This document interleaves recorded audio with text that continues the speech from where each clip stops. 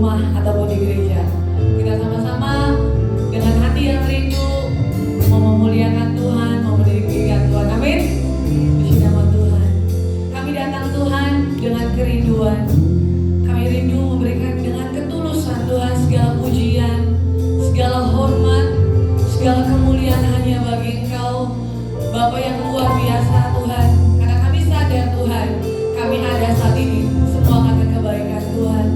Layanan terima pujian hormat kami ini Tuhan.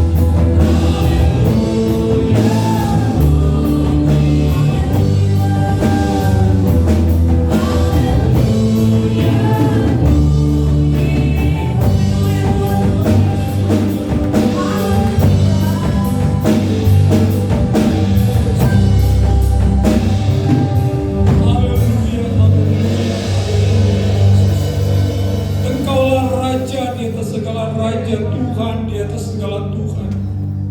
Kepada mula kami umat-umat-Mu Tuhan datang merendahkan diri di hadapan-Mu Tuhan. Karena Engkaulah yang patut menerima kemuliaan. Glory, glory, haleluya bagi Engkau Tuhan. Pagi hari ini Tuhan, kami sadar siapa kami ini. Kami hanya segumpal tanah liat. Kuduskan kami, layakkan kami. Pengurapan Allah hadir pada pagi hari ini. Setiap kami hamba-hamba-Mu, setiap kami sidang jemaat Tuhan, kami dibebaskan ada sukacita memuji memuliakan nama Tuhan. Setiap bentuk-bentuk kekuatan-kekuatan yang bukan dari Tuhan yang coba mengganggu konsentrasi kami, kami tolak, kami terkini ke dalam nama Yesus. Roh Kudus yang mengambil alih pelayanan mulai dari permulaan, pertengahan sampai pada tamatnya. Roh Kudus sendiri yang bekerja. Kami akan mulai karena tabiskan kebaktian pagi ini Tuhan. Hanya di dalam nama Bapa, Putra dan Roh Kudus, yaitu Tuhan Yesus Kristus. Setiap kita yang rindu dan bersuka cita untuk memuji Tuhan, mari kita katakan, beri kemuliaan Tuhan Yesus.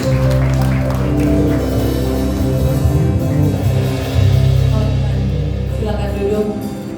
Kita siap memuliakan nama Tuhan, amin. Baik yang di gereja ataupun di rumah, kita mau lebih lagi memuliakan Tuhan. Katakan, Tuhan Allah kita muliakan.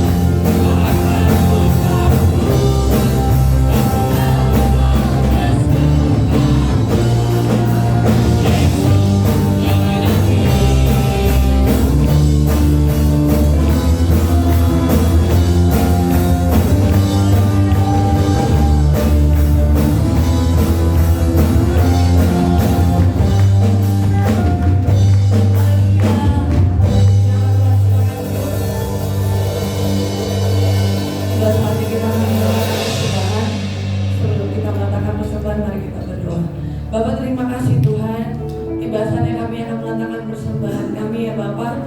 Engkau yang tahu keberadaan kami Tuhan, dan kami mau beri dengan sukacita, dengan kerelaan Tuhan. Biarlah semuanya ini Tuhan hanya menyenangkan Engkau Tuhan, di dalam nama Tuhan Yesus. Haleluya. Amin. Di nama Tuhan, saya silakan bagi yang bertugas sambil kita naikkan pujian. Dan Ibu sebagai fajar bagi hari.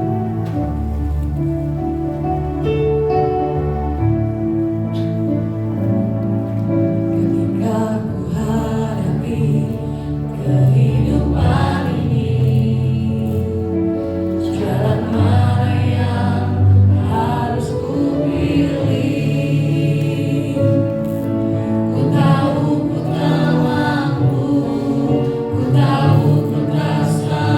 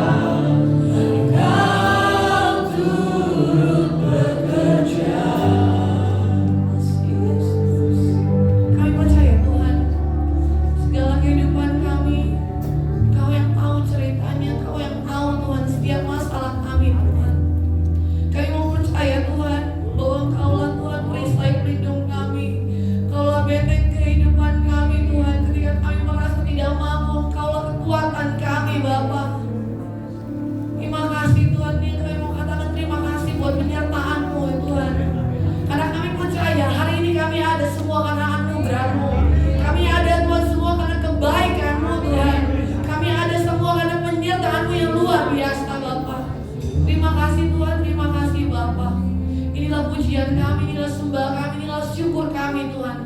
Betapa kami bangga punya Allah seperti Engkau Tuhan. Dan tiba saatnya Tuhan, Engkau yang tuntun hati kami untuk lebih lagi dibentuk menurut apa yang Tuhan mau, bukan kehendak kami, tapi kehendak-Mu yang jadi atas setiap kami Bapa. Karena Tuhan, setiap tanah-tanah hati yang subur Tuhan, tanah-tanah yang mau dibentuk, yang mau melakukan apapun yang menyenangkan Engkau Tuhan, kiranya Tuhan Kau memberkati setiap kami. Dan kami percaya hamba-Mu dalam urapan Roh-Mu saja Tuhan. Berkatalah lewat hamba-Mu Tuhan, kami percaya Tuhan, kuasa-Mu nyata Tuhan dalam setiap pemberitaan firman-Mu Tuhan. Terima kasih Bapa. Inilah pujian kami siap mendengarkan firman-Mu Tuhan. Setiap roh-roh yang bukan dari Engkau kami patahkan di dalam nama Tuhan Yesus. Otoritas Allah penuh atas ibadah pagi hari ini Tuhan. Dalam nama Tuhan Yesus, haleluya, amin.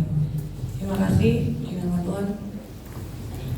Waktu dan tempat saya silakan.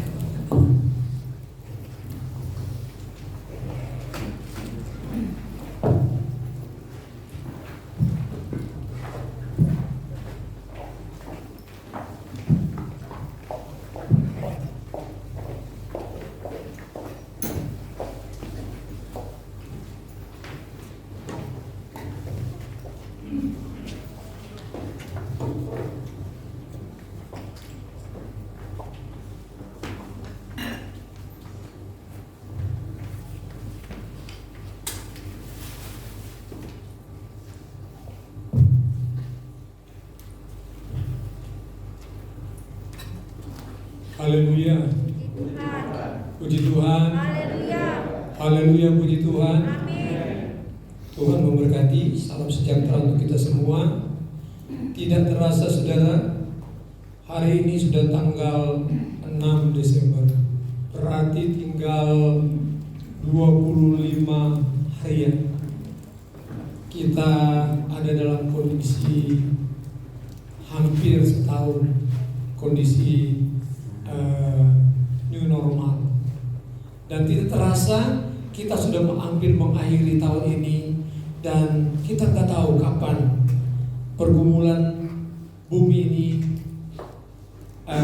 yang saat ini kita alami berakhir. Itu misteri, itu hanya Tuhan yang tahu. Tapi yang pasti kepada saya dan saudara yang sudah menjadikan Dia Tuhan dan Allah kita, Dia jaminan hidup kita. Dia jaminan di dalam keluarga kita. Dia jaminan di dalam masa depan kita. Amin saudara.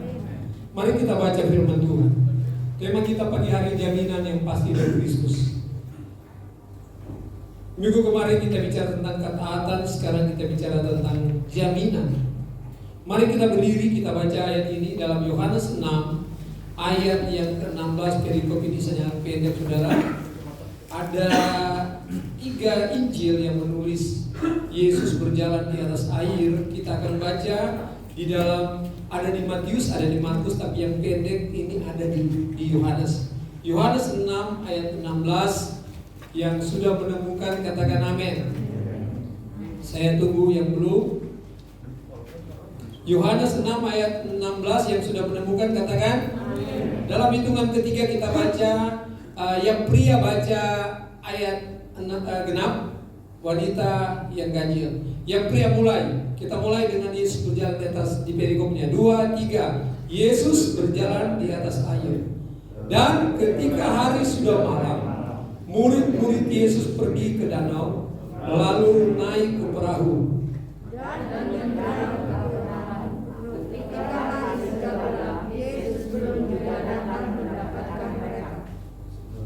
Dan laut bergelora karena angin.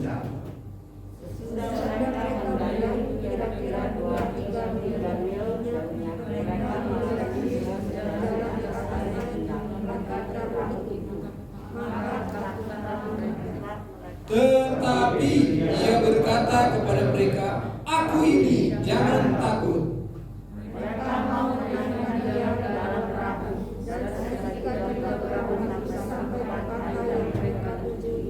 Puji Tuhan. Terima kasih. Ayat ini kita udah tahun ini berapa kali kita dengar dan dibacakan, bahkan jadi perenungan khotbah di tempat ini, entah tamu, entah siapa yang sudah melayani saat itu. Dan kembali pada pagi hari ini kita mau merenungkan firman Allah.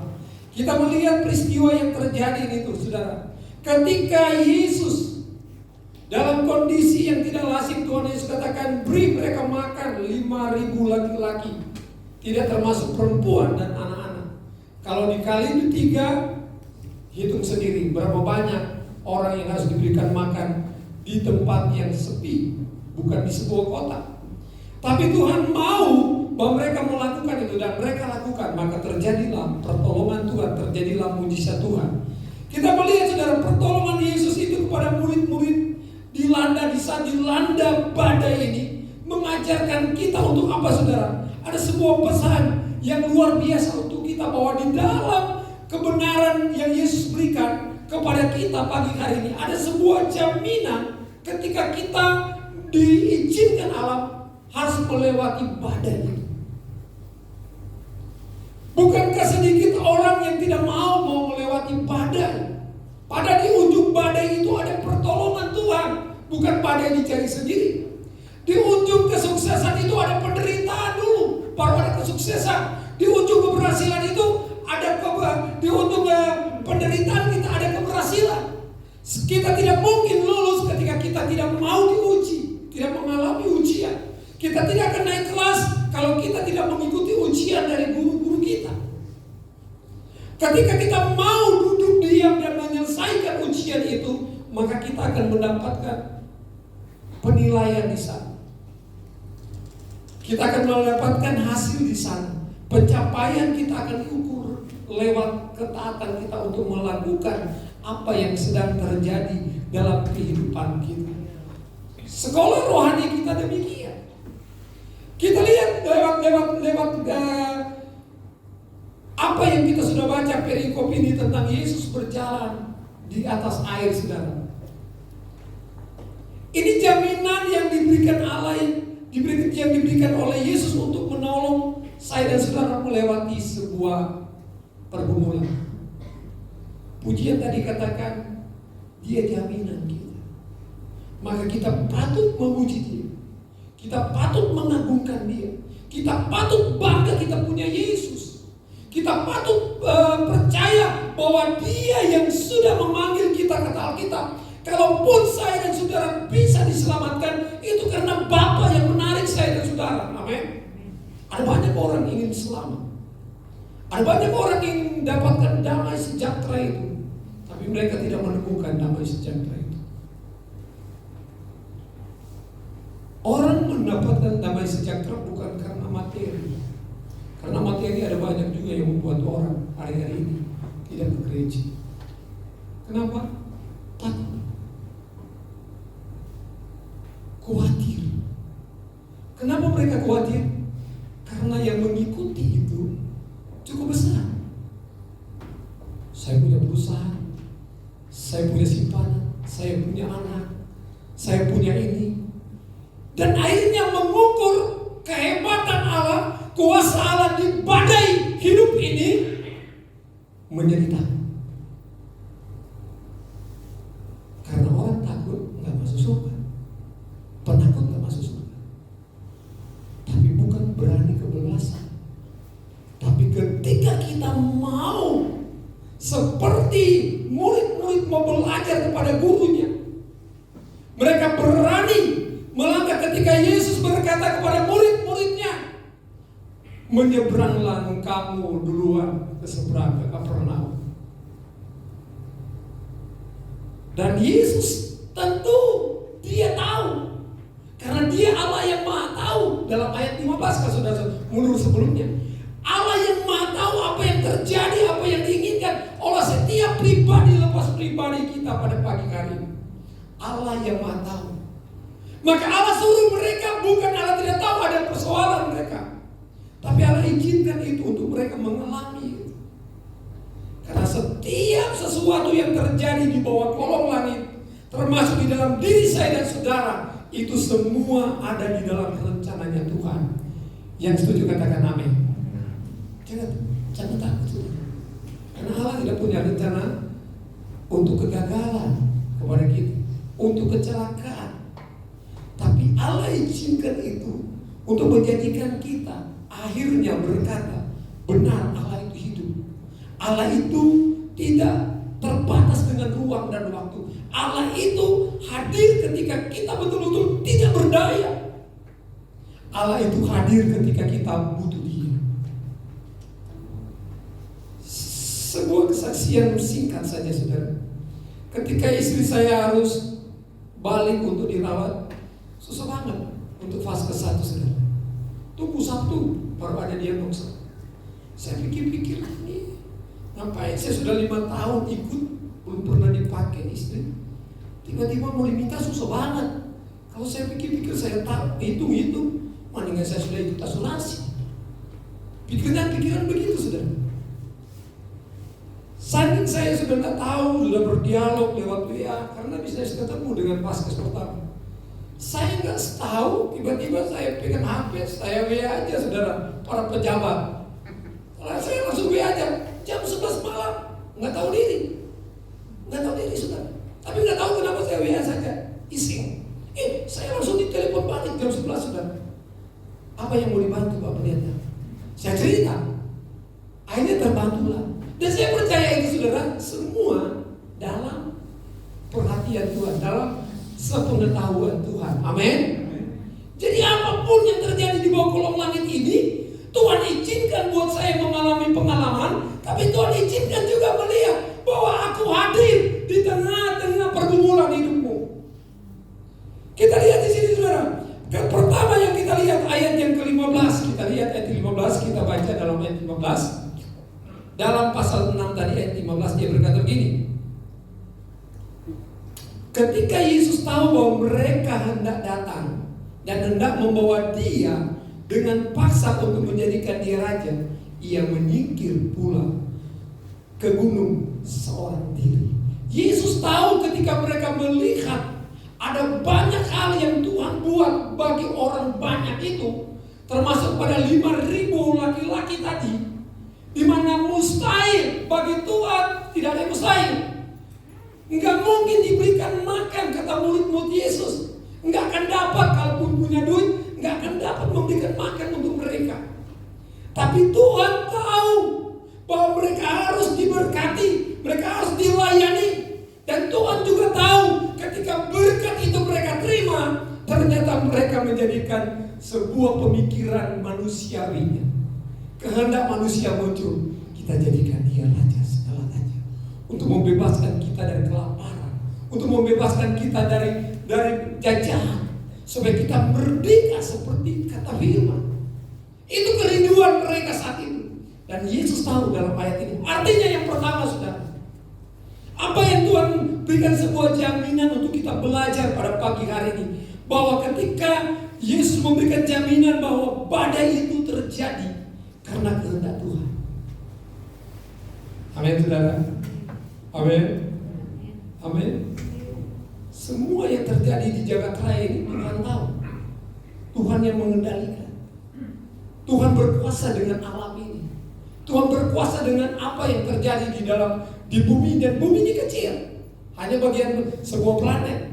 Dan kita lihat, saudara, bahwa yang pertama di sini Yesus memberikan jaminan bahwa badai itu semua terjadi atas kehendak Tuhan, sesuai dengan kehendak Tuhan. Karena kita lihat ayat 15 tadi, Tuhan tahu keinginan mereka, Tuhan tahu mau mereka. Jadi Tuhan juga tahu apa yang Dia akan buat mereka. Termasuk pada murid-murid Yesus. Tuhan bilang, kalian murid-murid menyeberang duluan, nanti aku susul. Kalau sudah baca dalam Matius dan Markus itu lebih jelas. Ketika mereka pergi di waktu malam, sudah hampir malam. Orang kalau malam itu, saudara, semakin mulai tak berdaya. Ada banyak pergumulan yang tidak sanggup dia lakukan di saat malam hari. Kepingin beristirahat, melepaskan kelelahan. Dan kita lihat Yesus katakan, menyeberanglah. Apa Yesus nggak tahu ada badai, ada angin sakal di sana, kata Matius. Ada angin sakal, ada gelombang yang besar, ada angin yang bertiup untuk bisa mencelakakan mereka. Tuhan tahu. Amin. Amin. Tapi Tuhan berkuasa. Tuhan, lihat, ketika 2-3 mil, kurang lebih berarti 4 kiloan meter, belum jauh sudah. Tuhan lihat mereka mulai kepayahan, mulai sulit menghadapi pergumulan hidup, mulai sulit menghadapi kenyataan hidup ini. Tapi Dia tahu kebutuhan mereka. Jadi apa alasan Yesus memerintahkan murid-murid ini, saudara, untuk menyeberang? Karena Dia ingin membuktikan bahwa semua yang terjadi itu dalam rencana Tuhan. Apa yang terjadi dengan kehidupan kita? Karena kita lihat ayat 15 jelas, saudara. Terjadi itu kehendak mereka yang mereka inginkan, Tuhan sudah tahu. Makanya Tuhan menyingkir, pergi ke bukit untuk berdoa. Dan 5.000 orang laki-laki ini disuruh pulang, suruh balik ke rumah, suruh balik ke tempat mereka masing-masing. Akan tetapi kehendak manusia saat itu, saudara, lain. Rindu menjadikan dia pemimpin, menjadikan dia raja dari segala raja, yang membebaskan mereka, yang mereka tahu itu Mesias. Tapi mereka masih menunggu sampai saat ini Mesias itu, saudara. Apa yang baik bagi manusia belum tentu baik bagi Tuhan. Amin, saudara. Kehendak Tuhan itu selalu baik menurut kita, tapi belum tentu. Apa yang menurut kita, saudara, kita kan selalu ingin berkata, oh ini baik, ini kehendak Tuhan, ya kan, kehendak Tuhan. Tapi seringkali di saat seperti itu justru kita lupa, saudara, kita ada di zona nyaman, sehingga kita lupa bahwa anugerah ini saya hidup karena anugerah Tuhan. Saya diberkati oleh keluarga saya karena anugerah Tuhan. Saya ditolong sampai hari ini, tinggal 25 hari lagi saya masuk tahun baru ini karena Tuhan. Karena kita ada di zona nyaman, kita menjadi lupa. Ketika Allah izinkan pandemi, kita katakan, wah celaka hari ini, jangan pergi. Ini berbahaya, saudara.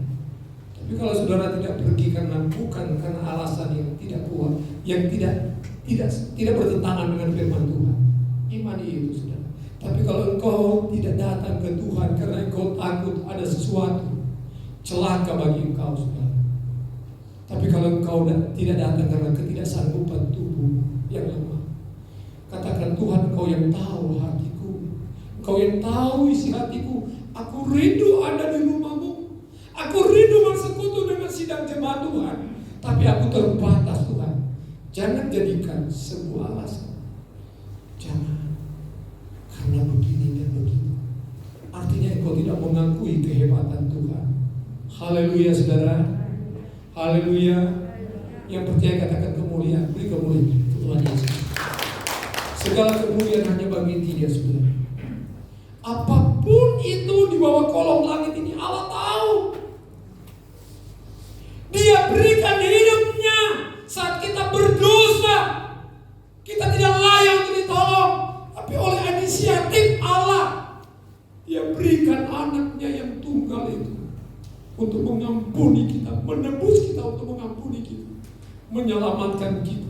Di Bukit Golgota salib itu diselesaikan semuanya, saudara.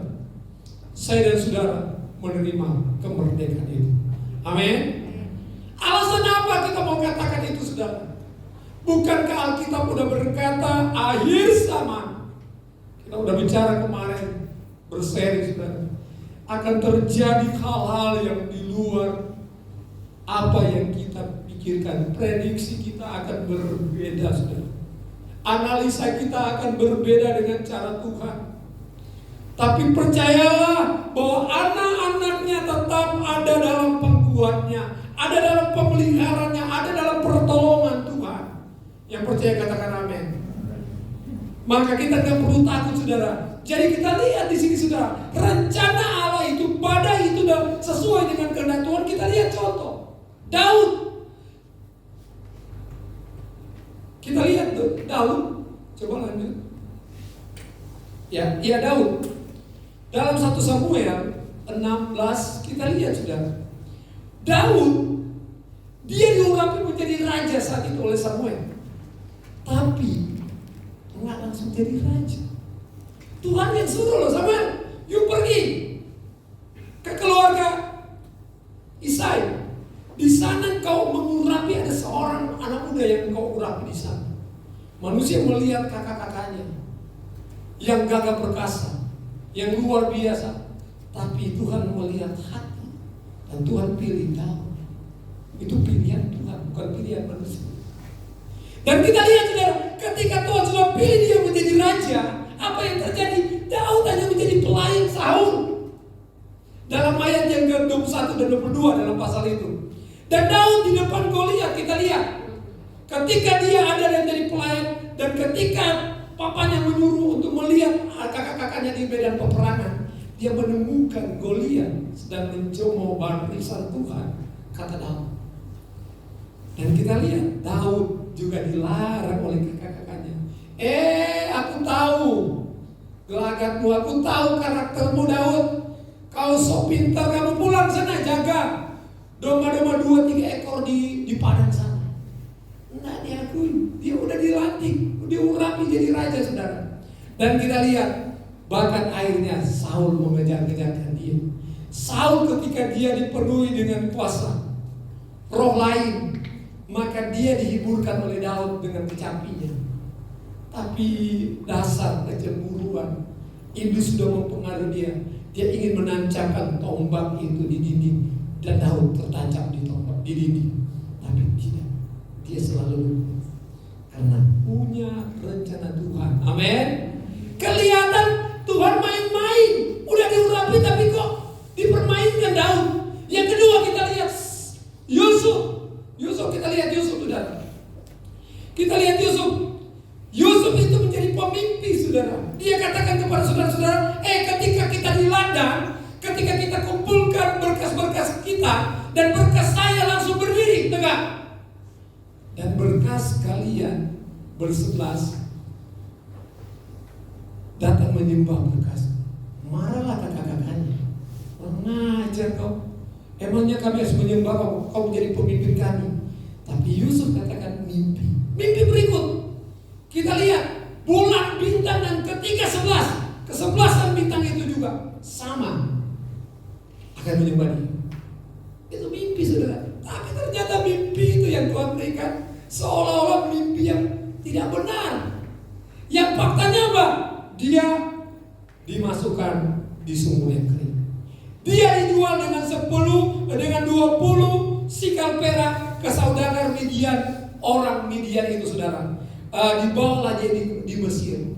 Dan ketika dia di rumah Poti, saudara kenal keluarga Poti, Ibu Poti.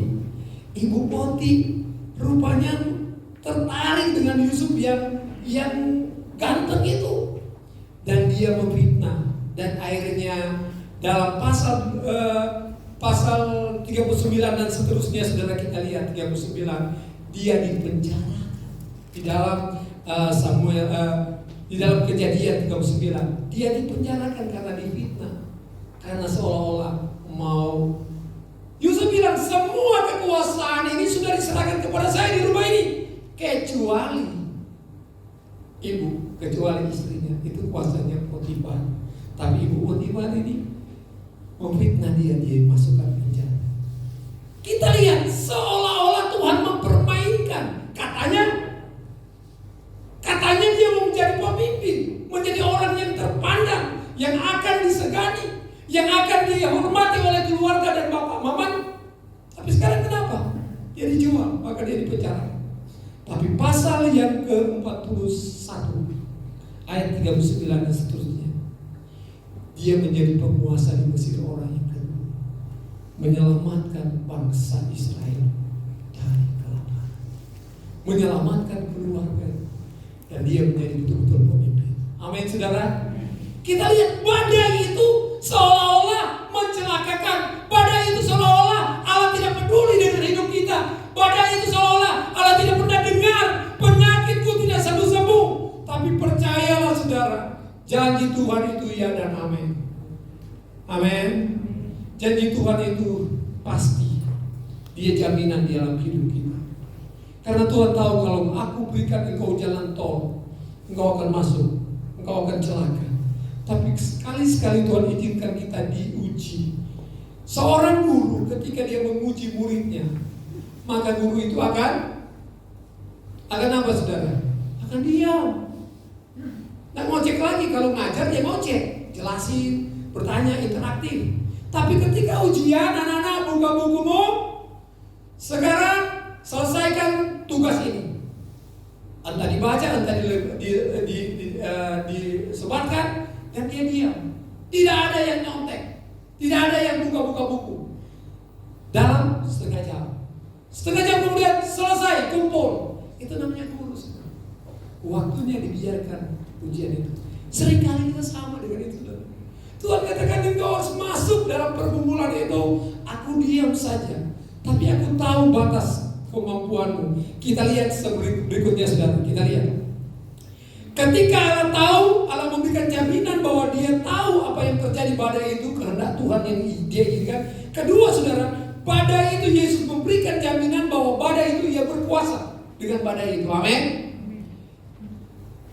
Dia selesai ujian, dalam ujian itu dia tahu kemampuannya. Murid-murid kita lihat ayat yang ayat ke berapa ya? Terus kita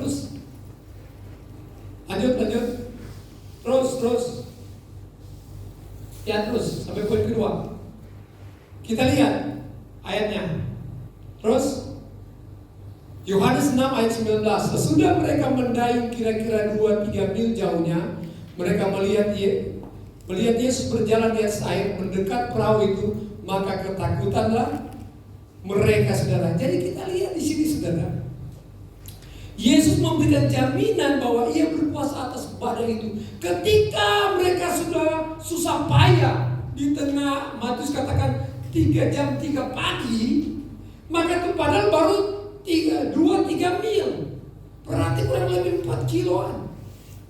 Mereka mendayung perahu mereka, kapal mereka menyeberang saudara, dan menemukan mereka dihantam dengan angin sakal. Mereka mulai susah payah. Tapi Tuhan ingin membuktikan kepada mereka apa yang menjadi ketakutan kita sekarang. Pada saat badai itu melanda kehidupan kita, apakah ketidakpastian mengenai hidup, kekhawatiran, kelemahan, ketakutan kita tentang masalah ekonomi atau penyakit atau apapun persoalan itu. Tapi Yesus ingin membuktikan bahwa dia berkuasa atas alam ini. Dia akan berkuasa atas setiap badai kehidupan kita. Amin. Dan itu dia buktikan. Dia datang, berjalan. Dia mendekati mereka. Dia berjalan di atas air dan mendekati perahu itu. Mereka menjadi kaget, menjadi takut. Ketakutanlah mereka di situ sudah dikatakan. Jadi kita lihat sudah, Allah itu dia berkuasa dengan pergumulan hidup kita. Kenapa? Bukankah dia berkata, marilah kepadaku hai kamu yang letih sudah berbeban berat. Dia yang memberikan kita kelegaan. Dia akan membebaskan kita. Ketika kita juga tahu bahwa ketika kita mengutamakan dia, carilah dahulu kerajaan Allah dan kebenarannya. Maka dia tahu kondisi kita. Dia tahu kemampuan kita. Kita tidak akan terjatuh tergeletak. Karena tangan Tuhan itu pasti waktunya tidak pernah terlambat. Amin. Amin saudara. Ada banyak hamba-hamba Tuhan, ada banyak anak-anak Tuhan yang saat ini sedang bersedih saudara. Mereka terpapar karena corona. Semua perenungan untuk saya dan saudara, kalau kita boleh sehat, ucapkan syukurmu kepada Tuhan. Dan menjadi pergumulan kita bersama jemaat, termasuk jemaat secara lokal saudara. Kita punya beban berdoa untuk bangsa dan negara, termasuk teman-teman kita, saudara-saudara kita, supaya Tuhan tolong mereka. Tuhan tolong mereka. Yang pernah saya katakan saudara, yang kena di Bekasi itu saudara, sampai hari ini mungkin kalau orang lain sudah lewat, dia masih terpapar di ICU. Sudah berapa bulan? Saya tanya, aneh sudah. Tapi saya percaya ada rencana Tuhan. terjadi buat hamba ini. Ada sementara orang sebentar aja dia bisa lewat. Tapi percayalah saudara, setiap badai itu ada dalam kehendak Tuhan. Dan setiap badai itu dia mampu mengendalikan badai itu. Buktinya dia berjalan di atas air. Dan murid-murid menjadi takut. Persoalan hidup kita Tuhan tahu.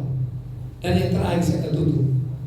Ketika kedua hal ini kita pahami dengan benar, Yesus dia mampu memberikan jaminan. Pertolongannya tidak pernah terlambat. Kita lihat poin yang ketiga.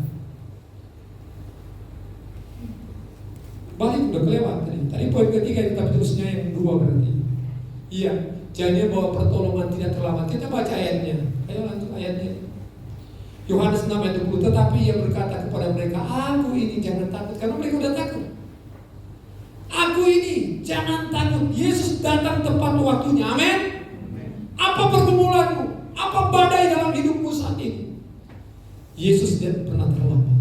Kecuali engkau ingkar, engkau ragu dengan janji Tuhan. Itu bukan salahnya Tuhan. Tapi ketika engkau tetap berdiri di dalam iman, apapun yang terjadi, bumi, langit dan bumi akan digoncangkan sekali lagi kata Alkitab. Tapi Dia yang kita sembah, Dia yang menjadikan kita anak-anaknya, menjadikan murid-muridnya, menjadikan hamba-hamba, pelayan-pelayan. Dia tidak pernah tergoncangkan kata Alkitab. Amin. Beri kemuliaan Tuhan Yesus. Ketika kita percaya bahwa Dia jaminan hidup kita, jangan takut. Bapak Ibu ke depan, percayalah Dia kekuatan kita. Akhiri tahun ini dengan iman yang sungguh-sungguh kepada Tuhan, bahwa Yesus engkau jaminan hidup. Aku tidak takut Tuhan. Apapun yang terjadi dalam hidupku, semua ada dalam rencana Tuhan. Haleluya, haleluya. Puji Tuhan.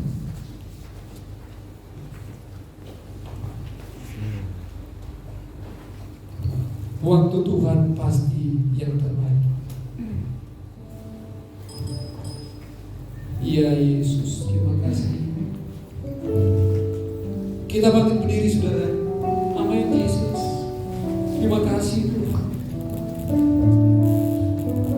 Oh haleluya. Bila kau izinkan sesuatu terjadi, percaya saja sama Tuhan. Amin. Ku percaya semua untuk kebaikan-Mu Yesus. Dalam lima waktu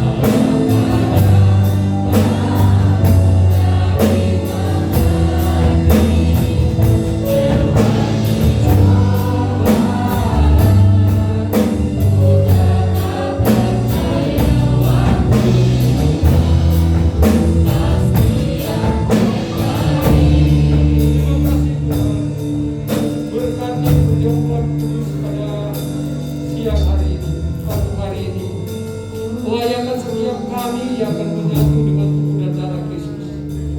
Agar kami berkenan dan kami boleh dikuatkan menjadi satu peringatan akan kami bahwa Engkau sudah menebus kami dan kami boleh dimenangkan, kami diberkati, kami diproteksi oleh darah dan doa Allah. Kuduskan kami pelayan-pelayan Tuhan, berkati kami. Kami akan melaksanakan perjamuan kudus ini dalam nama Tuhan Yesus. Haleluya, haleluya, haleluya. Amin. Kita nyanyi pujian.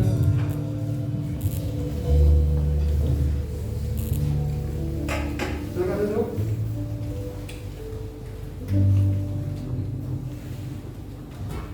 Ada satu bukti.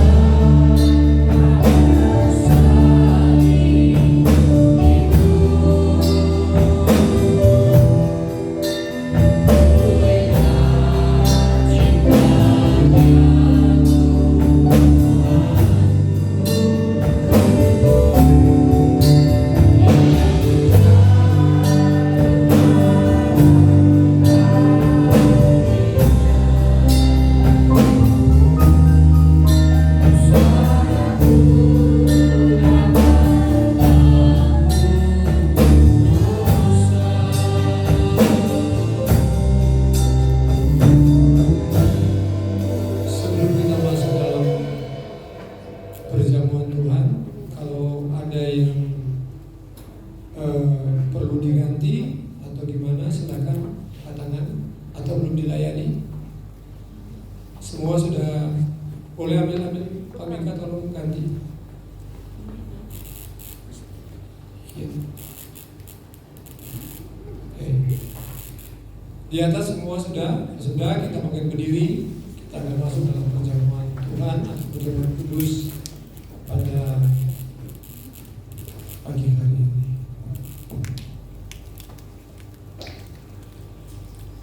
Haleluya. Haleluya Yesus. Kita akan menyatu dengan tubuh dan darah Yesus lewat perjamuan kudus. Mari kita katakan, Tuhan, ini hatiku. Katakan ke Tuhan, ini hidupku.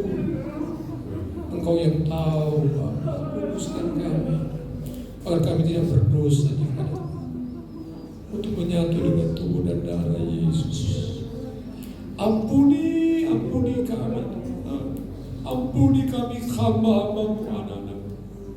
Kami layak menyatu dengan darah tubuh dan darah Yesus pada pagi kali. Terima kasih Tuhan, terima kasih. Dengarkan firman Tuhan, haleluya. Sebelum kita makan dan minum roti dan anggur ini.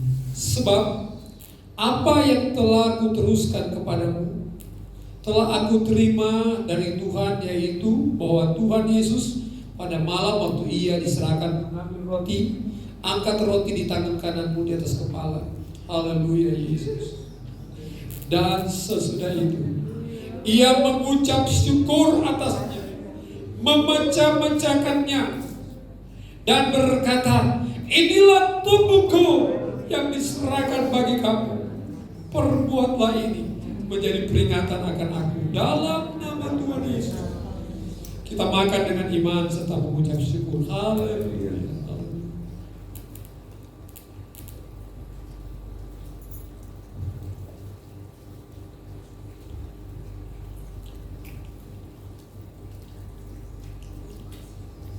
Terima kasih Yesus. Glory bagi nama-Mu Yesus. Terima kasih.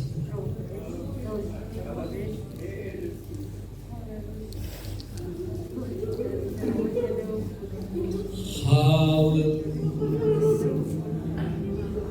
Glory Yesus. Engkau ada di tengah-tengah kami. Dengarkan firman sebelum kau minum anggur. Haleluya. Haleluya. Haleluya. Haleluya. Haleluya. Haleluya. Yesus. Dengarkan firman Tuhan. Demikian juga Ia mengambil cawan. Angkat cawanmu di tangan kananmu di atas kepala. Sesudah makan, lalu berkata, cawan ini adalah perjanjian baru yang dimeteraikan oleh darahku. Perbuatlah ini setiap kali kamu meminumnya, menjadi peringatan akan aku dalam nama Tuhan Yesus. Dengan iman kita minum dengan mengucap syukur. Haleluya. Haleluya, haleluya. Mengucap syukur kepada Dia dengan pujianmu, dengan hati nuranimu. Terpujilah Engkau Tuhan, terpujilah Engkau anakku. Terima kasih untuk Tuhanmu, terima kasih untuk caramu, terima kasih untuk pengorbananmu, terima kasih untuk keselamatanmu. Terima kasih Tuhan yang Kau memproteksi kami dengan darah dan rumah. Terpujilah nama-Mu Bapa. Dalam nama Tuhan Yesus, kami sudah berdoa dan mengucap syukur. Setiap kita yang diberkati Tuhan berkata, puji Tuhan. Saya kembalikan kepada Ibu Tugas.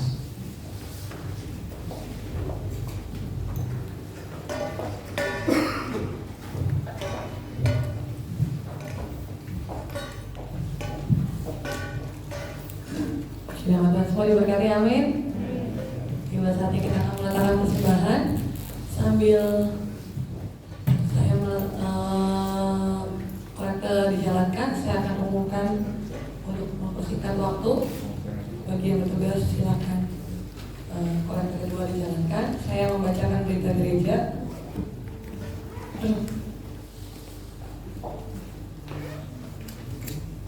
Untuk berita gereja Minggu 6 Desember 2020, ibadah sepekan sudah tercantum di Warta Jemaat edisi 534. Jadi bagi Bapak Ibu sangat diharapkan, karena semua informasi kegiatan, acara ataupun info-info terkait kegiatan GPD Bethlehem semua tercantum di Warta Jemaat. Jadi bagi Bapak Ibu yang belum mendapatkan, bisa memastikan untuk memintanya setelah ibadah ini kepada kasir yang bertugas. Untuk mengingatkan, info panitia Natal 2020 dan tahun baru 2021, estimasi biaya Natal di Rp 22 juta dan dana yang sudah terkumpul hingga 4 Desember yaitu nominalnya 12.953.500. Untuk ruang kesaksian via virtual video, ini kuotanya sisa 3 orang jemaat. Jadi bagi Bapak Ibu yang mau juga menyaksikan kebaikan ataupun kesaksian yang terkait pandemi ini, hari ini terakhir bisa menghubungi ke Natasha. Dan untuk doa puasa berantai, panitia dan tim pelayan Natal dan Tahun Baru berlanjut dari tanggal 7 Desember sampai dengan 31 Desember 2020. Keterangan kepada jemaat dapat mengambil bagian waktu untuk doa puasa berantai ini. Jadi tidak hanya untuk panitia ataupun tim pelayan, bagi Bapak Ibu yang mau support melalui doa berantai ini, mari silakan ambil waktunya. Dan untuk selanjutnya door prize tahun baru 2021 untuk jemaat Bethlehem yang mau yang mau terlibat dalam hadiah door prize dapat menghubungi saudari Natasha. Dan setelah ibadah ada bazar, jadi bagi Bapak Ibu yang mau mendukung silakan setelah ini ada di depan. Dan selamat dan sukacita atas kelahiran anak pertama keluarga Bapak Dedi yang ini yang paling ganteng, dan Ibu Amaris hari Senin 30 November, namanya Auxilia Aslen. Oh dia, pokoknya luar biasa namanya, diberkati, amin. Terus terakhir info diakonia peduli kasih buat jemaat yang membutuhkan akan dibagikan Minggu 13 Desember 2020. Itu untuk pengumumannya.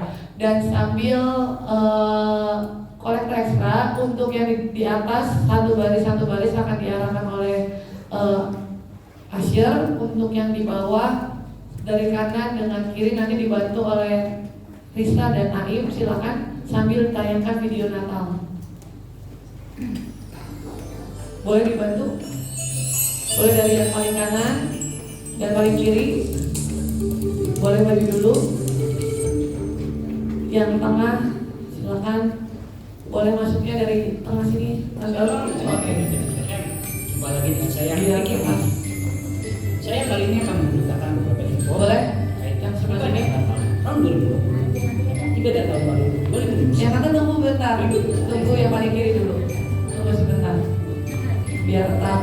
Perayaan ibadah Natal GPD Bethlehem diadakan pada tanggal 25 Desember 2020 dengan tema Kekuatan Sejahtera. Ibadahnya akan dibagi menjadi 2 kali. Ibadah pertama Silakan. pukul 7.30 sampai 9 pagi. Ibadah kedua pukul 10.30 sampai 12 siang dengan pembicara Pendeta Dr. Andes Joko S. Poroticha. Untuk pendaftaran dimulai 13 Desember 2020 dan akan ditutup 21 Desember 2020. Untuk perayaan ibadah tahun baru GPD Bethlehem Cirebon 1 Januari 2021 akan dibagi menjadi 2 kali ibadah. Ibadah pertama pukul 7.30 sampai 9 pagi. Ibadah kedua 10.30 sampai 12 siang. Acara akan diisi dengan ibadah, perjamuan suci, dan pembagian ayat-ayat firman Tuhan. Pembicara Pendeta Dr. Andes Joko S. Poroticha. Pendaftaran akan dimulai 20 Desember 2020 dan akan ditutup 28 Desember 2020. Untuk pendaftaran ibadah Natal dan Tahun Baru dapat menghubungi saudari Mary Christina atau saudari Melati Putri.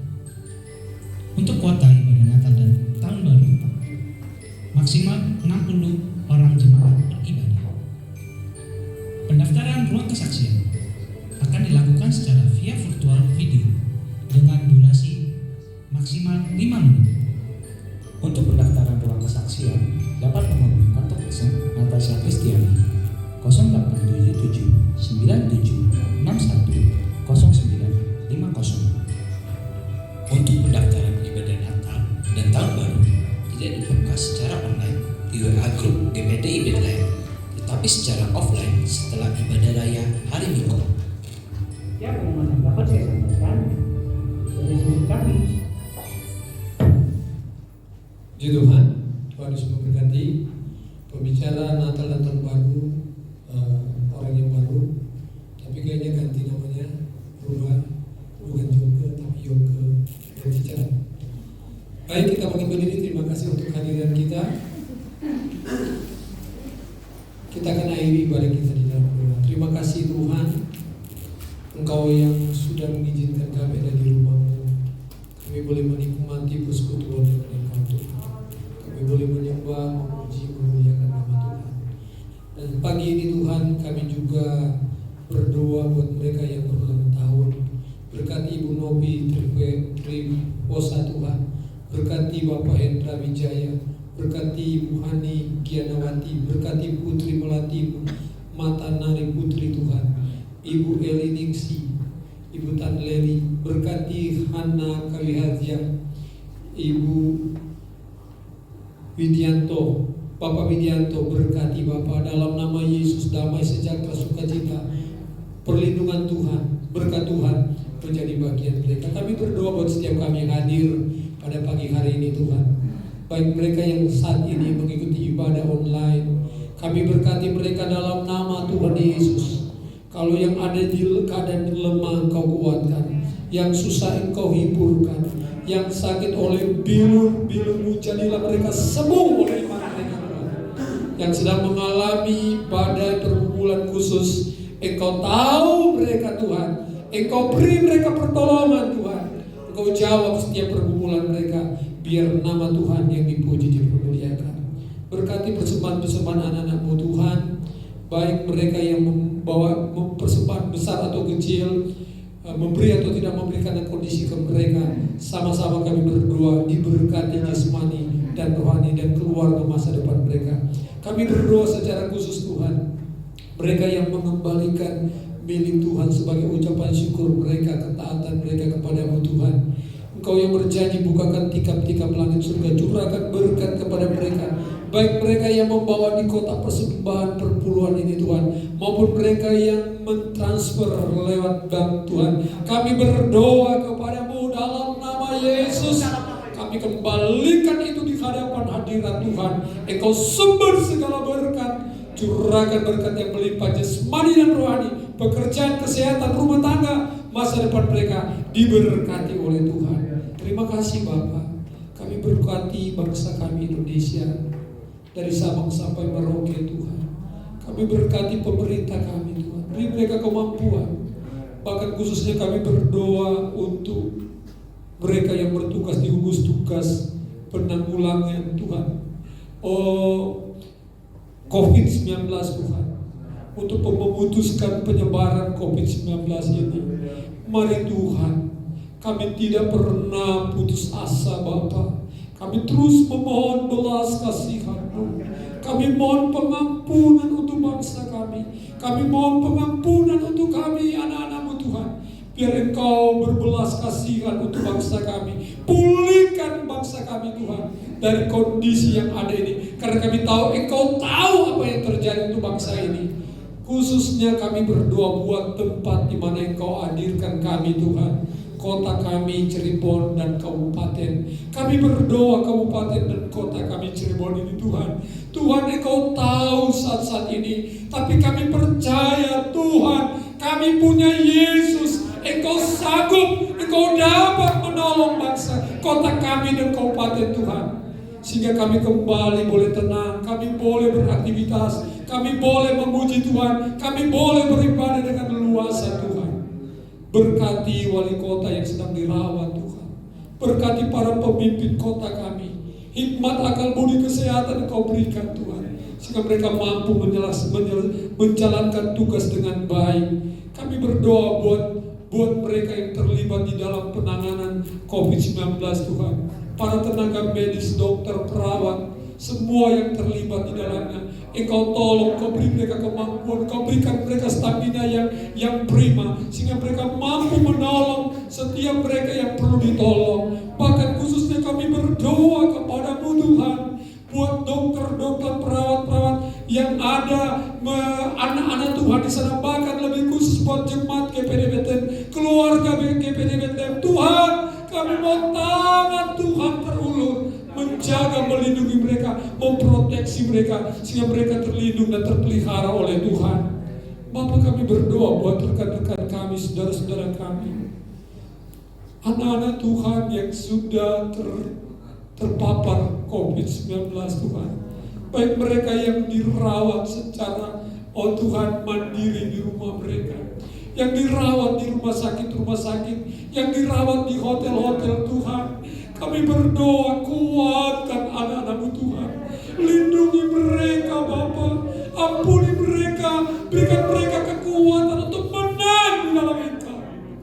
Sehingga mereka tetap berkata, Engkau baik. Terima kasih Tuhan.